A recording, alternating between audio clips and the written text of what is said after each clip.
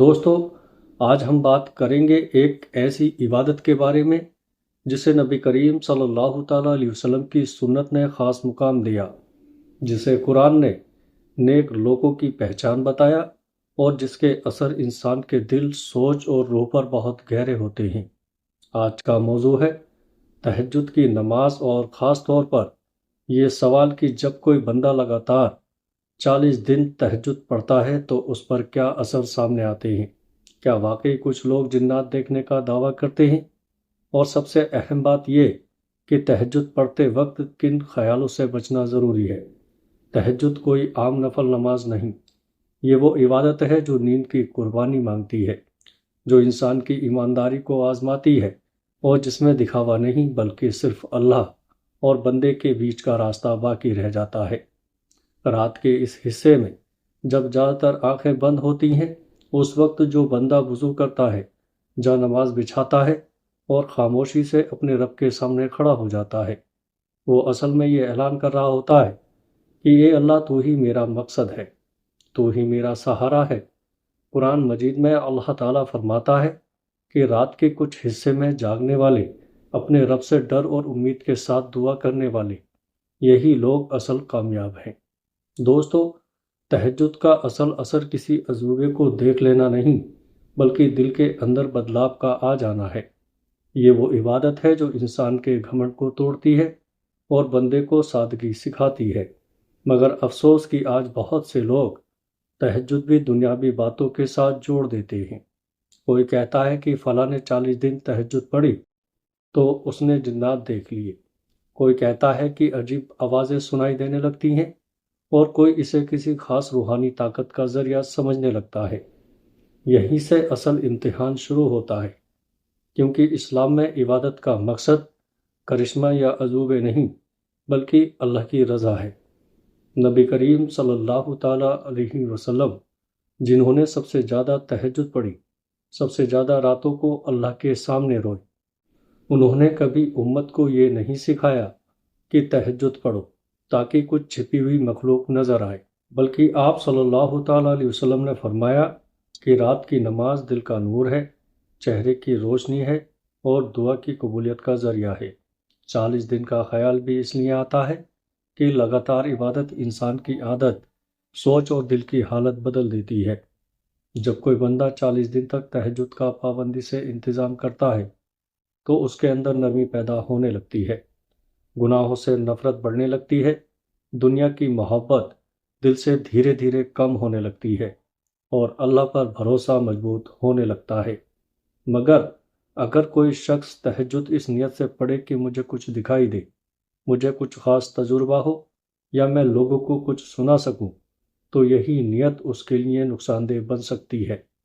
تہجد کے وقت شیطان بھی انسان کو برے خیالوں میں ڈالنے کی کوشش کرتا ہے، کبھی ڈر کے ذریعے، کبھی عجیب خیالوں کے ذریعے، اور کبھی یہ احساس دلا کر کہ تم کوئی خاص انسان بن رہے ہو۔ اس لیے تہجد پڑھتے وقت سب سے پہلا خیال یہی رکھنا ضروری ہے کہ یہ عبادت صرف اللہ کے لیے ہے، نہ کسی تجربے کے لیے، نہ کسی دعوے کے لیے، اور نہ کسی بڑپن کے احساس کے لیے۔ یہ بات بہت نازک بھی ہے اور بہت اہم بھی، کیونکہ یہاں ذرا سی غلط فہمی انسان کو سیدھے راستے سے ہٹا سکتی ہے۔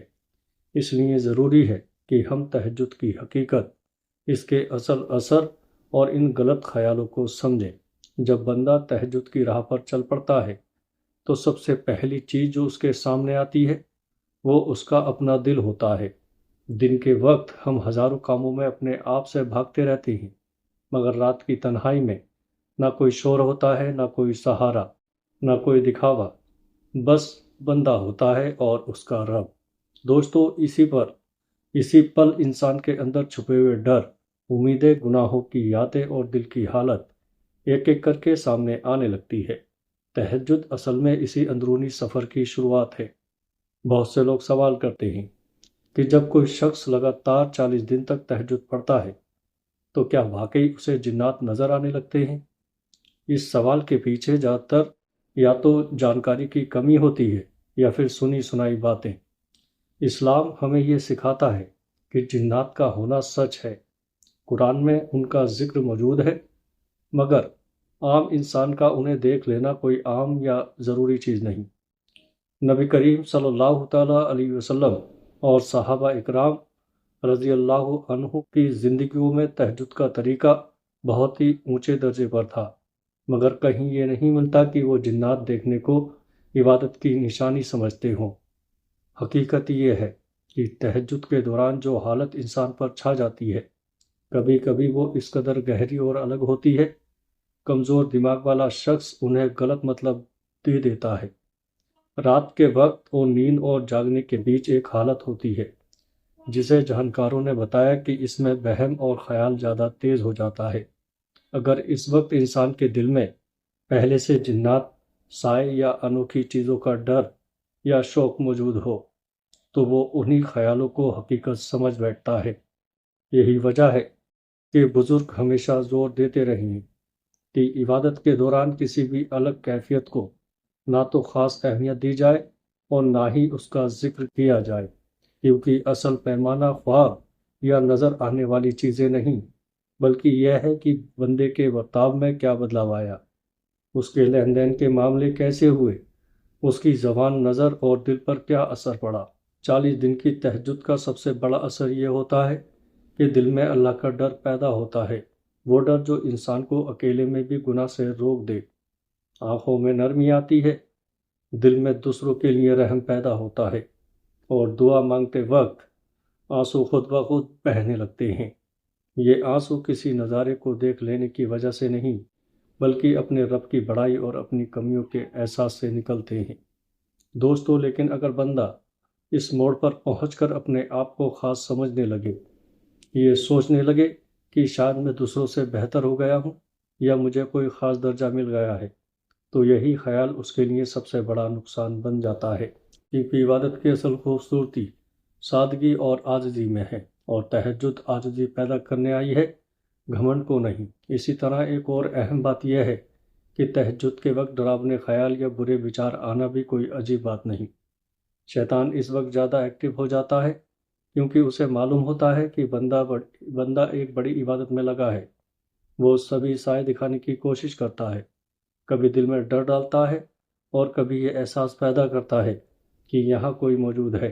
اس موقع پر بندے کو چاہیے کہ وہ گھبراہٹ کے بجائے اللہ کا ذکر کرے، آیت الکرسی پڑھے اور اپنا پورا دھیان نماز اور دعا پر رکھے۔ دوستو، اسلام ہمیں یہ سکھاتا ہے کہ روحانیت کا راستہ سنسنی یا ڈر کا راستہ نہیں، بلکہ سکون اور چین کا راستہ ہے۔ اگر کسی عبادت کے نتیجے میں دل بے چین ہو جائے، ڈر حد سے بڑھ جائے یا دماغ کا بیلنس بگڑنے لگے، تو یہ اس بات کی نشانی ہے کہ کہیں نہ کہیں نیت یا سمجھ میں کمی ہے۔ اس لیے تہجد پڑھنے والوں کو یہ بات ہمیشہ یاد رکھنی چاہیے کہ وہ کسی مخلوق کے نہیں، بلکہ خالق پیدا کرنے والے کے دربار میں حاضر ہو رہے ہیں۔ دوستو، ان کی نظر اللہ کی خوشی پر ہونی چاہیے، نہ کہ کسی چھپی ہوئی دنیا کو دیکھنے پر۔ یہاں سے ایک اور بہت اہم بات سامنے آتی ہے، اور وہ ہے تہجد کے وقت کن خیالوں کا دل میں آنے سے روکنا ضروری ہے اور کن باتوں کو نظر انداز کرنا چاہیے، تاکہ یہ عبادت واقعی نور بن جائے، آزمائش یعنی امتحان نہیں۔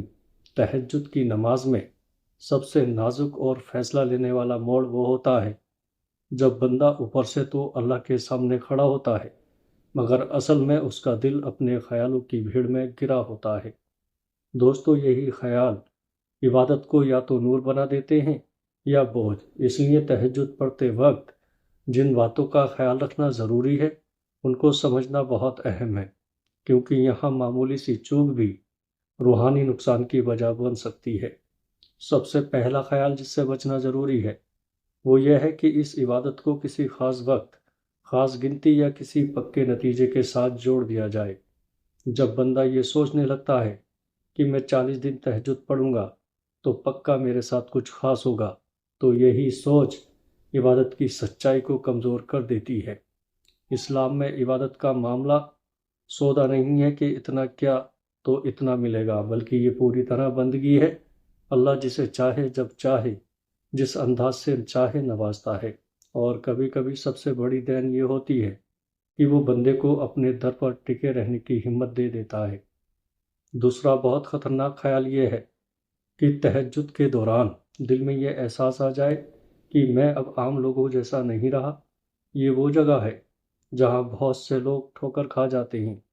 تہجد اگر انسان کو چھوٹا نہ بنائے، اگر اس کے اندر یہ احساس پیدا نہ کرے کہ میں کتنا محتاج ہوں اور میرا رب کتنا مہان ہے، تو پھر ایسی عبادت صرف اوپری محنت رہ جاتی ہے۔ دوستو، صحابہ اکرام رضی اللہ عنہ راتوں کو عبادت کرتے تھے، مگر دن کے وقت خود کو سب سے چھوٹا سمجھتے تھے۔ یہی ان کی روحانیت کا راز تھا۔ اور ایک بات جس کا خیال رکھنا ضروری ہے وہ یہ ہے کہ تہجد کے وقت دل میں کسی بھی الگ حالت کو فوراً اہمیت نہ دی جائے۔ کبھی آنکھ بند کرنے پر روشنی محسوس ہوتی ہے، کبھی دل بہت ہلکا لگنے لگتا ہے، کبھی عجیب سا سکون یا بوجھ محسوس ہوتا ہے۔ یہ سب حالتیں انسان کے اپنے اندر کی اور دماغ کی ہیں، نہ کہ دین کا پیمانہ۔ دین کا پیمانہ قرآن اور سنت ہے، اور ان میں کہیں یہ نہیں بتایا گیا کہ ان حالتوں کو آدھار بنا کر اپنے ایمان یا مقام کو ناپا جائے۔ اسی طرح ڈر کے خیال بھی بہت اہم ہے۔ اگر کسی کو تہجد کے وقت یہ احساس ہو کہ کوئی دیکھ رہا ہے یا کمرے میں کسی کی موجودگی کا وہم ہو رہا ہے، تو اسے فوراً اپنے دل کو سنبھالنا چاہیے۔ دوستو، اللہ کا نام لے کر آیت الکرسی اور سورہ فلق، سورہ ناس پڑھ کر نماز جاری رکھنا چاہیے، کیونکہ ڈر کو عبادت کا کیندر بنا لینا روحانی کمزوری کی نشانی ہے۔ جبکہ ایمان انسان کو سکون دیتا ہے، تہجد کا ایک بڑا فائدہ یہ بھی ہے کہ اس میں انسان کو اپنی دعاؤں کی حقیقت سمجھ میں آتی ہے۔ رات کے وقت مانگی گئی دعا میں دکھاوا نہیں ہوتا، نہ کسی کے سننے کا خیال ہوتا ہے، بس آنکھوں کے آنسو اور دل کی پکار ہوتی ہے۔ مگر یہاں بھی ایک بات یاد رکھنے کی ہے کہ دعا کی قبولیت کا مطلب یہ نہیں کہ وہ فوراً اسی شکل میں پوری ہو جائے جیسا ہم چاہتے ہیں۔ کبھی اللہ دعا کو جمع کر لیتا ہے، کبھی کسی مصیبت کو ٹال دیتا ہے، اور کبھی وقت آنے پر بہتر صورت میں عطا کرتا ہے۔ دوستو، یہ سب باتیں اس لیے ضروری ہیں کہ تہجد کا سفر انسان کو بیلنس سکھاتا ہے، نہ کم نہ زیادہ، نہ خود کو کچھ سمجھنا، نہ اللہ کی رحمت سے مایوس ہونا۔ جو شخص ان نیموں کے ساتھ تہجد کی پابندی کرتا ہے، اس کے لیے یہ عبادت واقعی نور بن جاتی ہے، ورنہ یہی عبادت غلط فہمی اور دماغی الجھن کی وجہ بھی بن سکتی ہے۔ اب جانیں گے کہ تہجد کا اصلی نتیجہ کیا ہونا چاہیے، اور ایک سچے بندے کی زندگی میں اس عبادت کے بعد کون سی بڑی تبدیلیاں نظر آنی چاہیے۔ تہجد کی عبادت کا اصلی نتیجہ کسی دکھائی دینے والی چیز، کسی انوکھے تجربے یا کسی الگ احساس میں نہیں، بلکہ انسان کی زندگی میں آنے والی خاموش مگر گہری تبدیلی میں چھپا ہوتا ہے۔ جب کوئی بندہ سچائی کے ساتھ، بنا کسی دعوے اور بنا کسی امید کے رات کے آخری حصے میں اللہ کے سامنے کھڑا ہوتا ہے، تو اس کے دل پر جو اثر ہوتے ہیں وہ دھیرے دھیرے اس کی پوری زندگی کو بدلنا شروع کر دیتے ہیں۔ اور یہی تبدیلی اصل میں تہجد کا سب سے بڑا کرشمہ ہے۔ سب سے پہلی تبدیلی بندے کے دل میں یہ آتی ہے کہ گناہ اب پہلے جیسے معمولی نہیں لگتے۔ جو کام کبھی آسان و بے فکر ہو کر کر لیا جاتا تھا، اب وہی کام دل پر بوجھ بننے لگتا ہے۔ اکیلے میں بھی انسان کو یہ احساس رہتا ہے کہ میرا رب مجھے دیکھ رہا ہے۔ یہ حالت کسی ڈراونے منظر کی وجہ سے نہیں ہوتی، بلکہ اللہ کی بڑائی کے احساس سے پیدا ہوتی ہے۔ یہی وہ جگہ ہے جہاں بندہ حقیقت میں نیکی کے راستے پر قدم رکھتا ہے۔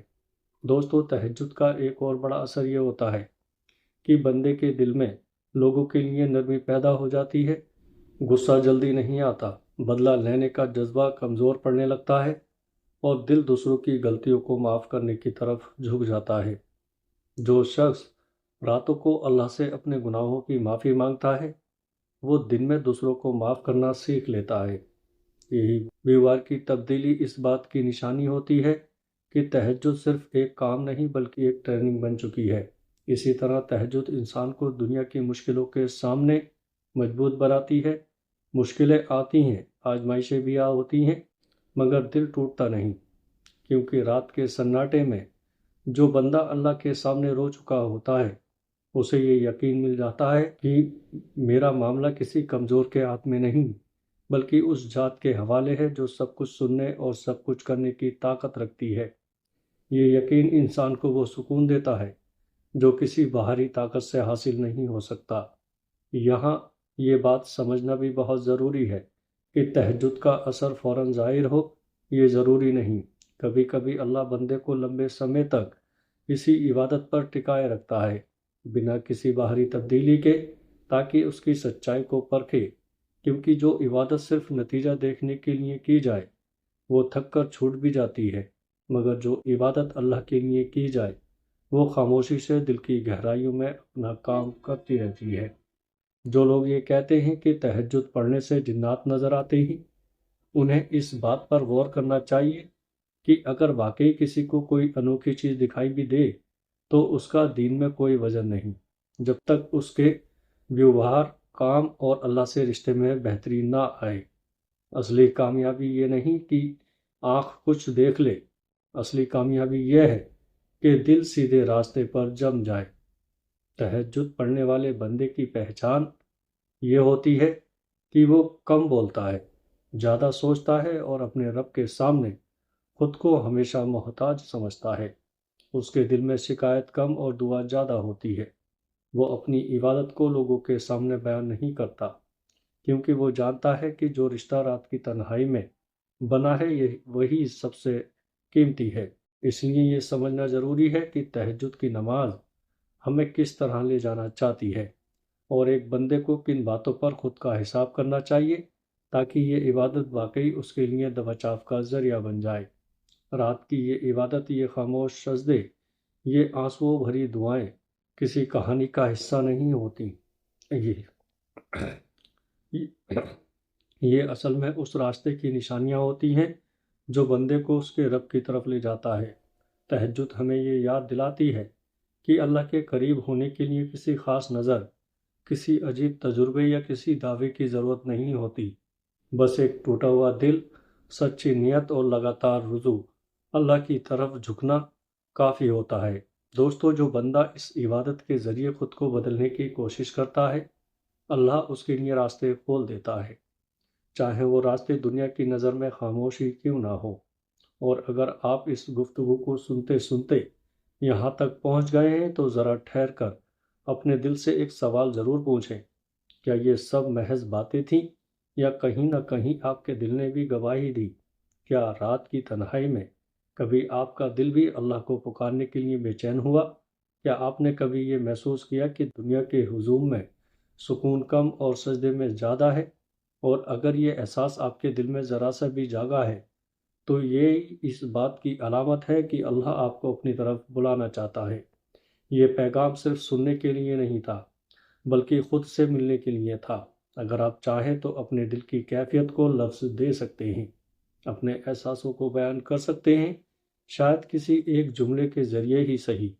ہو سکتا ہے آپ کا لکھا ہوا لفظ کسی اور کے دل میں بھی ہمت جگا دے، کسی اور کو بھی رات کے سناٹے میں سجدے کی طرف کھینچ لے۔